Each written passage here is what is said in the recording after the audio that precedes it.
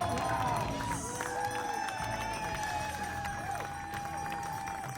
think when you hold the course record as well, which you were saying. Yeah, the inaugural event, so I get the automatic course record, which is nice. So yeah, hopefully I can keep that for a while longer, and yeah, a really nice event, and really happy to take the win here. How'd you find the course? Ellie's obviously a freezing cold jump into the dune this morning, followed by a pretty grueling uphill bike ride. Yeah. How'd you go? It was actually warmer than I was expecting. So coming from Queensland, I've been cold all week, so I was expecting the worst. And yeah, it was a little warmer than expected, so that was great, pleasant surprise. But yeah, the bike course is a lot harder than on paper. Obviously quite hilly and a lot of technical sections, so you had to be attentive the whole course, but it made it go really quickly and yeah, it kept you on your toes. Tell us about your plan today. You obviously hadn't done this course before, so it was new to everyone, but what was your kind of plan to get through? Where were you planning to make your moves and where were you holding off? Yeah, actually the plan was to go from the gun and be on my own all day, so I had some company, which was a surprise. But yeah, I mean, I just stuck to my plan, and I knew that my run legs were really good. I've been training really well on the run, so I had to back myself when all four girls came together, and luckily it paid off. And it was quite close in the end. You had Grace sort of breathing down your neck there. Yeah. Did you feel that at all, or were you pretty confident you had the legs to run it out? Yeah, I mean, I tried to go from the start, and when I got a little gap, that's kind of when I knew that maybe I had better legs today. So you don't really want to be running with Grace breathing down your neck. She's quite a fast runner typically, so yeah, I had to have a little gap early on, gave me some breathing room, but yeah, I couldn't slack off at all.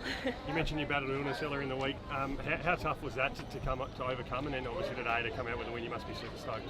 Yeah, I mean, not my best day performance-wise. Yeah, as I mentioned, I was a bit sick earlier this week. I was questioning whether I was actually even going to come down, but I came good and ended up coming down. And yeah, I mean, I was just lacking a little bit of power today and felt maybe a little bit lacking energy. But yeah, I mean, to take the win's really special, and my parents are here and my boyfriend's here, so really nice to race in Australia. What are the plans now with the parents and the partner? You go and celebrate, no doubt, this afternoon in Hobart? Yeah, I think so. We might go get some ice cream, maybe a couple beers, and yeah, some good food here in Hobart. You said your plan was to be on your own today, but people were around you. How do you adapt to that and just change your mode of thinking? I think that's just racing. You've just always got to have a plan B. You never really know. Someone could be having a really great day. Yeah, I mean, I never heard of the girl I was riding with, to be honest. So yeah, when she came out of the swim with me, I was like, all right, well, that's good. We can work together. Maybe she can ride with me, maybe she won't.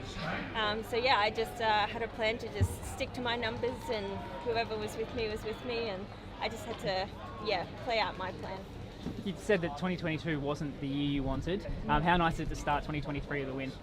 Yeah, I mean, to finish last year with a win and to start this year with a win, my Aussie campaign's off to a great start, and always great racing in Australia, so hopefully a sign of good things to come. So yeah, I mean, off to a great start, and hopefully I can keep the ball rolling. And what's next for you on the calendar? I'm going to race the Aussie Long Course Champs in Husky in 2 weeks, Hell of the West in a couple of weeks after that, and then head across to Europe to race my international season. Awesome.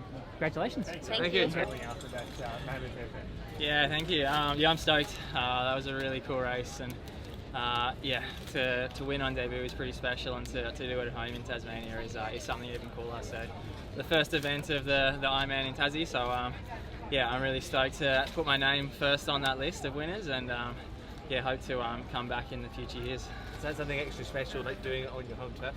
Yeah, definitely. It was really cool to race here in Tassie. I don't get the opportunity to do that often, and especially at an event at this level, it's really cool to be here in Tassie and to race like that. And yeah, to have all the support out there on the course was really special as well, because yeah, definitely it was a tough day, and yeah, that definitely helped me get through it. Talk us through the race, mate. Obviously a tough one, and I know on Friday you said you were going in with an open mind, but to come out with a win, you must be super stoked.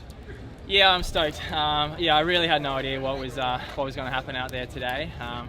My plan was kind of just to follow and see what happened, and I kind of found myself at the front with Josh for a while there, and the rest caught us about 80k into the bike, so I thought we'd have done it all for nothing for a while. And yeah, I kind of just tried to stay cool on the run for that first lap and just stick to my pace, and yeah, hope that I'd be able to bring Caleb back on the last lap, and thankfully was able to kind of get there and be able to do that. Was the run kind of where you targeted you were going to make your move out of all 3 legs?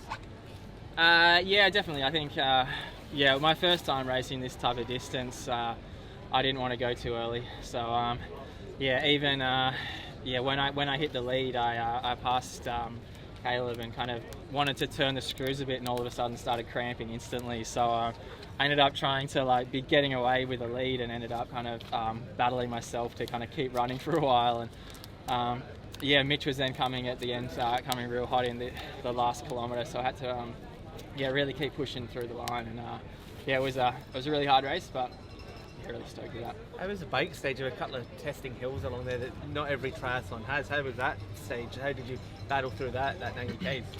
Yeah, it was good. I was really looking forward to the bike. Yeah, I love kind of getting on the TT bike and just kind of trying to hold a consistent power through 90K, and yeah, really happy with what I was able to do today. I kind of try to keep it pretty cool, not going to go too hard too early, which was kind of a bit of a concern. Obviously not doing this type of race before, I thought I might spend all my bickies a bit soon, but yeah, really happy with the way I was able to execute the whole race today. And what's next for you, mate? Obviously this is your first Ironman, but you seem fairly well accustomed or suited to the race. Yeah. And to do more?